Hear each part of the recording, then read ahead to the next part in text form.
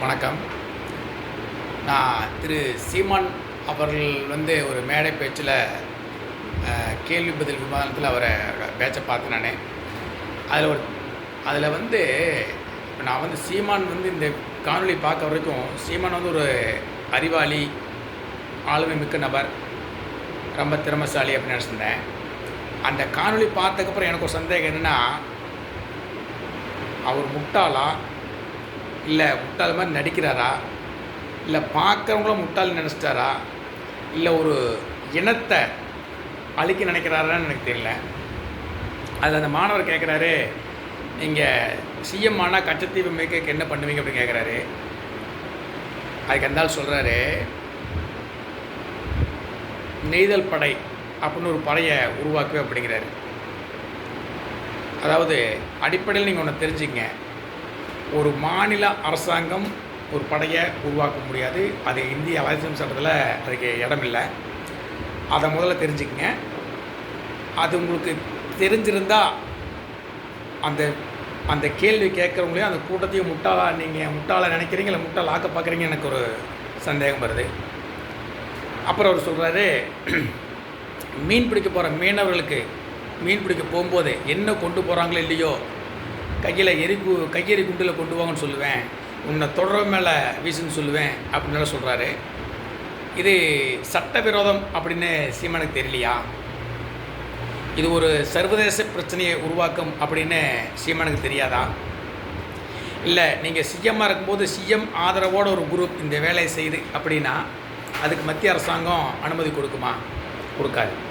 அப்போ நீங்கள் செய்கிற சூழ்ச்சியில் அந்த மீனவனை, அதாவது நம்ம திருமாவளவன் இளைஞர்களை தவறாக வழிநடத்துகிற மாதிரி நீங்கள் ஒரு மீனவ சமுதாயத்தை தவறாக வழிநடத்த பார்த்து அந்த மீனவ சமுதாயத்தையே அழிக்க நினைக்கிறீங்க.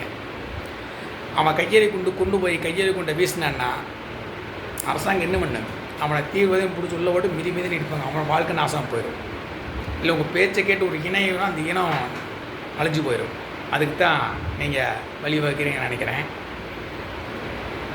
இப்போ நீங்கள் சொன்னீங்க குஜராத்தில், இன்னொன்று இலங்கை பிரச்சனை ஒன்று பேசுவோம்.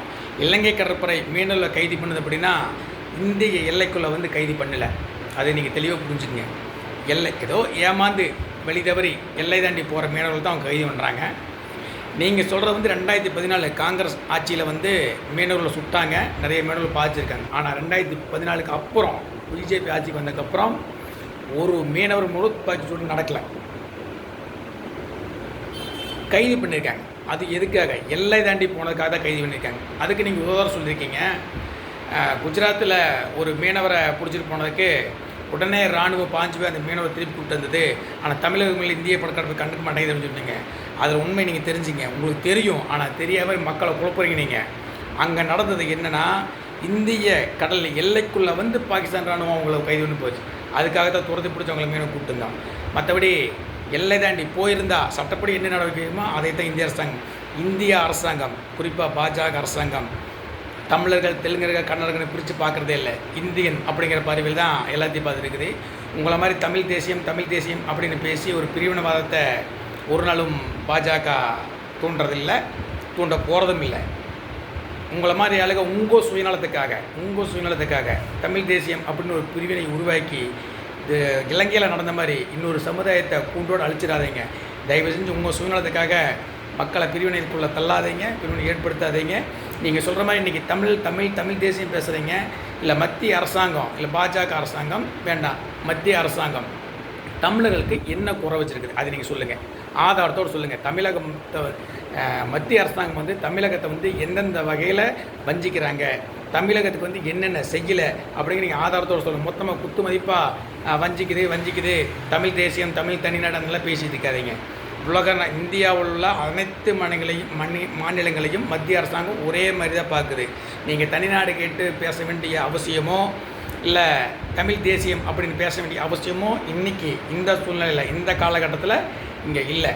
நீங்கள் பொழப்பு நடத்துறதுக்காக ஒரு சமுதாயத்தை தவறான வழிக்கு கொண்டு வருவீங்க, சமுதாயத்தை தவறான வழி நடத்தாதீங்க.